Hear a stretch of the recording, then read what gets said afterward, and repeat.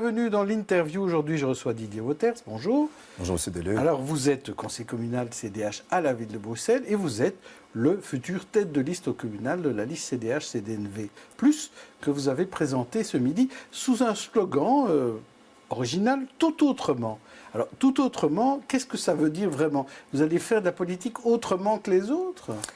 Tout autrement dans les comportements essentiellement. Je pense que c'est ce qu'on a un peu expliqué tout à l'heure. C'est une idée qui m'est venue quand on m'a demandé justement d'être tête de liste dans ma section. Voilà, on a dit Didier, est-ce que tu veux bien être tête de liste? Et là, je me suis dit, oui, mais on doit faire les choses autrement. On doit faire les choses autrement dans le comportement, dans la façon, dans l'éthique. Je pense que moi, je suis conseiller communal depuis 2012 et j'ai trop eu ce sentiment, après les conseils communaux parfois, de jouer dans une pièce qui n'était pas la bonne pièce, sincèrement, au niveau de la façon de fonctionner. Et donc, tout autrement, c'est aussi ouvrir des portes.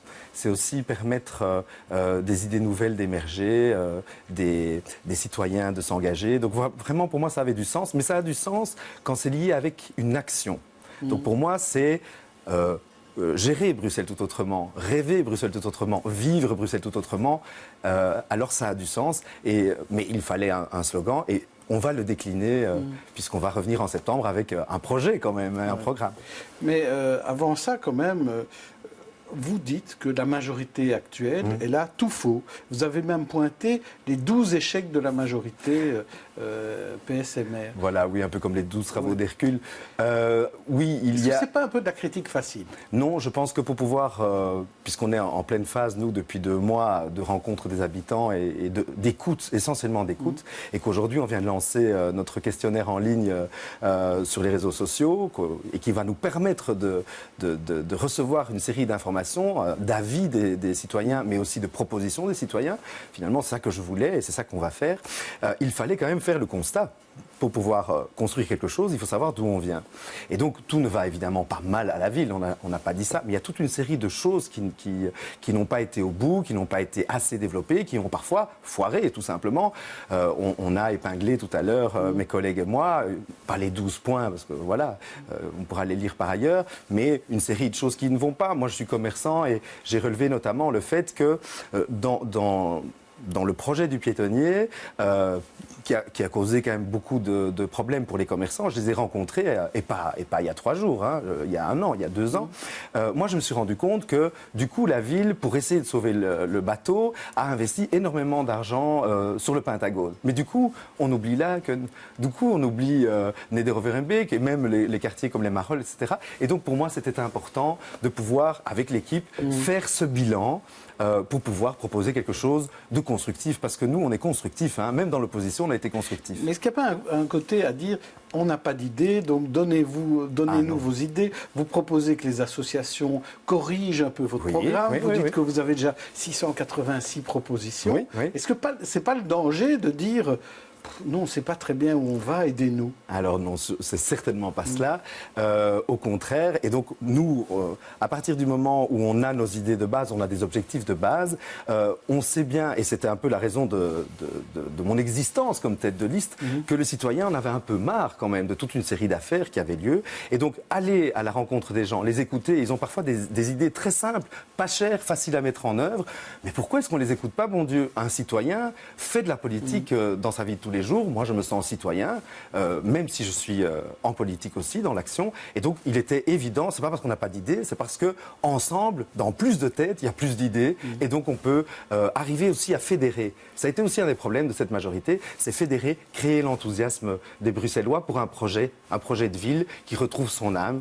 Et ça, c'est très, très important pour moi. Alors vous, votre liste, il y a du CDH, et il y a du CDNV, il y a notamment Bianca de Batz, qui est la numéro 2 sur votre liste.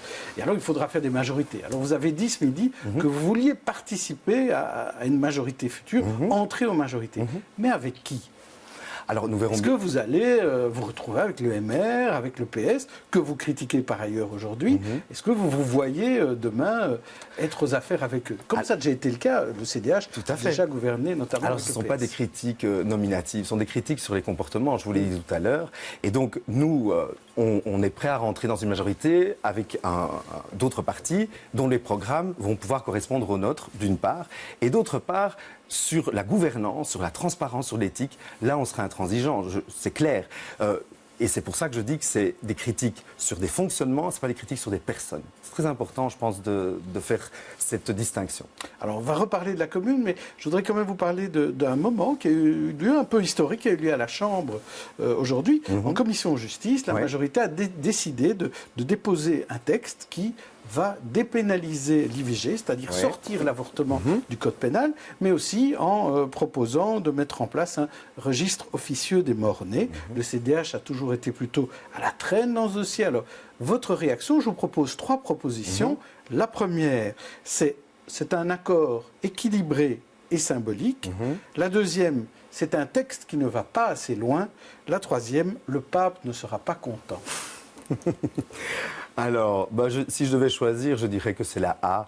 Pour moi, c'est un accord relativement équilibré qui correspond assez bien finalement à la position que mon parti a et que moi, en tant que personne, j'ai parce que effectivement, sortir de quelque chose de la justice, donc de dépénaliser un acte qui est quand même douloureux et qui est difficile pour les mères qui doivent le vivre, était important, mais ne pas pouvoir prolonger, donc pas après 12 semaines, je pense qu'après il y a aussi la vie de l'enfant. Donc je pense ici que c'est un accord relativement équilibré que je pourrais soutenir moi en tant que personne. Donc plutôt un bon point, assez étonnamment. Étonnamment, mais voilà, écoutez, ça prouve qu'on est positif.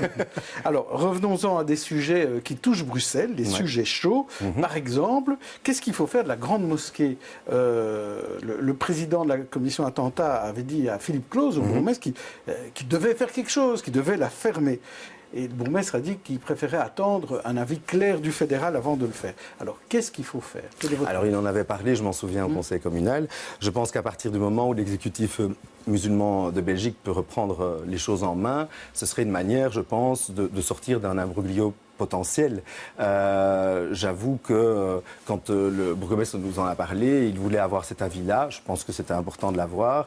A priori, à partir du moment où il n'y a plus l'Arabie Saoudite en tant que telle, je pense que les musulmans de Belgique ont le droit de pouvoir exercer leurs convictions dans un lieu. Donc, c'est pas le lieu qui compte. C'est pas sur demain, mais c'est sur aujourd'hui. Avec ce qui s'est passé, on a quand même découvert, l'OCAM a découvert qu'il y avait beaucoup de textes, de discours et de cours antisémites notamment qui étaient donnés là. Donc, est-ce qu'il faut une réaction maintenant ou est-ce qu'il faut effectivement plutôt attendre que l'exécutif des musulmans Très honnêtement, voilà, moi je n'ai pas les éléments en main. Je ne suis pas le bourgmestre de la ville de Bruxelles, pas encore. Pas encore. Alors justement. Et donc je peux comprendre son avis qui est de dire attendons d'avoir l'avis au niveau fédéral pour prendre des décisions. Prudence. Oui, je pense quand même dans ce domaine. Ouais. Alors le quartier Alhambra, on en parle aussi souvent, problème de prostitution. Est-ce qu'il faut imiter Saint-Josse et les options du bourgmestre Mirkir? Est-ce qu'il faut créer une Villa Tinto? Voilà. Qu'est-ce qu'il y aura dans votre programme en septembre là-dessus? Alors, on est en train d'y réfléchir parce que les avis sont partagés, comme dans la société, je pense. Une Villa Tinto, ça pourrait être une solution, mais à la fois, c'est comme du merchandising quelque part. Et à la fois, ce qui se passe à Saint-Josse, non, je pense que c'est hypocrite et que ça n'a pas d'intérêt. Donc, la solution, elle viendra de quelque chose qui se rapproche peut-être un peu de la Villa Tinto. Ce qui compte là-dedans, c'est de protéger les personnes qui doivent pratiquer la prostitution, qui en sont les acteurs. Donc on ne parle pas d'abolition aussi, on parle plutôt de protection des travailleurs du sexe. D'une certaine manière, je pense que c'est dans ce sens-là qu'il faut aller. Vous savez, moi je suis un humaniste et ce qui m'intéresse, c'est de partir de la vie des gens. En l'occurrence, de la vie des travailleurs ou travailleuses du sexe, comme vous le dites. Quelle est leur situation et comment les préserver de toute une série de choses néfastes qui peuvent leur arriver, d'agressions et autres. Donc je pense que c'est dans ce sens-là. Il faut avoir une approche quand même, humaniste de cette question. Est-ce qu'il y a une approche humaniste pour le grand stade? Je vous dirais, est-ce que c'est où le grand stade? C'est quand? Et comment? Vous m'avez déjà posé cette question, rappelez-vous. Oui, mais la toute première fois que je suis venu. Il s'est passé des choses depuis lors. Alors, il y a eu un projet de Didier Renders. Oui, alors ça nous a quand même un peu fait sourire au CDH parce que Bertin Mampaka était échevin des sports et dans l'élaboration du projet Néo, il avait toujours imaginé qu'il fallait un plan B avec le stade. D'ailleurs, la seule maquette qui existe que j'ai vue à l'hôtel de ville, le stade Roi-Baudouin est dessus. Exact. Et donc aujourd'hui, toute la question sera, mais je vous l'avais déjà dit, sera de mettre les gens autour de la table, peut-être d'arrêter de penser qu'on va pouvoir le construire en dehors de la région bruxelloise, ça on peut mettre de côté. Mais pour moi, il est important aussi que ce soit un stade qui puisse accueillir toute une série d'activités et pas peut-être uniquement le football. Et je pense qu'il y a des possibilités. Il y avait une étude qui avait été lancée par mon collègue Bertin Mampaka à l'époque. Peut-être que, maintenant que M. Renders en parle, peut-être qu'on peut... Parce que je rappelle quand même que M. Courtois, lui, avait dit on bespreekbaar, il avait été... Donc voilà, il faudrait peut-être qu'ils se mettent d'accord un peu entre eux. En tout cas, nous, on a toujours été prêts à un scénario A ou un scénario B, vous êtes prêts à en discuter. Et concerté. Alors, pendant la conférence de presse, vous avez indiqué que vous n'étiez pas parlementaire, vous n'étiez pas le fils d'eux, mais vous êtes quand même le frère de quelqu'un qui dirige le botanique. Est-ce que ça fait de vous quelqu'un qui s'intéresse plus à la culture que les autres ? Dans ma famille, moi je viens d'une famille nombreuse, une maman qui a été au conservatoire, j'ai fait du théâtre, voilà, mes frères et sœurs, on chante tous dans la famille, et mon frère est effectivement musicologue et directeur au botanique. Et donc, j'ai toujours été particulièrement intéressé par le domaine culturel, peut-être pas par le show événementiel, par la culture, par les cultures, par l'ouverture sur le monde que la culture peut nous apporter. Oui, mon frère est dans ce domaine-là et il le fait très bien, je pense. Merci Didier Wouters. Demain, je recevrai Magali Plovy. D'ici là, bonne soirée à tous.